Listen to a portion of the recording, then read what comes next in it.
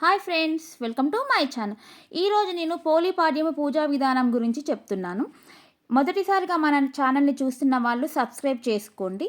కథలోకి వెళ్తే, కార్తీక మాసంలో ఆఖరి రోజు అనగా అమావాస్య రోజు పోలిని స్వర్గానికి పంపిస్తారు. కార్తీక మాసం చివరి రోజు చీకటితో లేచి, అంటే సూర్యుడు తులారాశిలో ఉన్నప్పుడే లేచి నెల రోజులు చేసినట్టుగా తలస్నానం చేసి అరటి డొప్పలలో వత్తిని వెలిగించి చెరువులో కానీ లేక ఏదైనా పెద్ద జబ్బలో నీరు పోసి వత్తిని వదులుతారు. ఇక కథలోకి వెళితే, ఒక మారుమూల గ్రామానికి చెందిన రజక స్త్రీకి 5 కోడళ్ళు ఉండేవారు. ఆ 5 కోడళ్లలో చిన్నది అయిన కోడలే పోలమ్మ. చిన్నప్పటి నుంచి పోలమ్మకు దైవభక్తి ఎక్కువ. పువ్వులు కొయ్యడం, పూజలు చేయడంతోనే ఆమె కాలం గడిచిపోయేది. పెళ్లి జరిగేంత వరకు దైవభక్తితో ఆమెకు ఏర్పించుకున్న అనుబంధానికి ఎలాంటి ఆటంకము కలగలేదు. కానీ పెళ్ళైన తర్వాతనే ఆమె దైవభక్తికి ఆటంకం కలిగింది. పూజలు చేయడానికి, పువ్వులు కొయ్యడానికి, కనీసం గుడికి వెళ్ళడానికి కూడా వీలు లేకుండా పోయింది. అందుకు గల కారణం ఆమె అత్త. పోలి అత్తకు మహాభక్తురాలు అనే గర్వం ఉండేది. పోలి కారణంగా తన పేరు కాస్త పోతుందని భావించి ఆమెను మాత్రం ఇంటి దగ్గరే ఉంచి మిగతా కోడళ్లను తీసుకుని గుడికి వెళ్ళి వచ్చేది.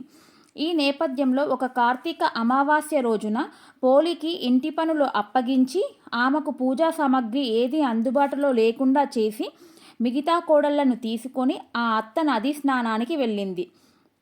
కానీ పోలి ఏమాత్రం బాధపడకుండా, భయపడకుండా బావి దగ్గరే తలస్నానం చేసి పత్తి చెట్టుకు ఉన్న పత్తిని తీసి వత్తిగా చేసింది. చల్లకవ్వానికి ఉన్న వెన్నెను తీసి దానితో దీపాన్ని వెలిగించి దైవానికి నమస్కరించింది. పోలి భక్తికి మెచ్చిన దైవం ఆమె కోసం పుష్పక విమానం పంపించింది. ఊరి జనం చూస్తుండగానే పోలి ఆ విమానం ఎక్కింది. విమానం కొంచెం పైకి లేవగానే అక్కడికి వచ్చిన అత్త తాను కాకుండా తన కోడలు స్వర్గానికి వెళ్ళడానికి వీల్లేదంటూ పోలిని కిందికి లాగడానికి ఆమె కాళ్ళు పట్టుకుంది.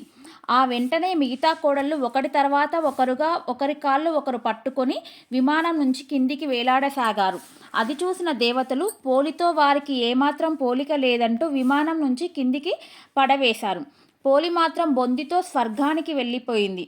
అప్పటి నుంచి ప్రతి ఏడాది అశ్వముజ అమావాస్య మొదలు కార్తీక అమావాస్య వరకు ప్రతినిత్యం బ్రహ్మముహూర్తంలో నిద్రలేచి నదీ స్నానం చేసి దీపం వెలిగించి పోలి కథను చెప్పుకొని అక్షంతలు తలపై వేసుకోవడం ఆనవాయితీ.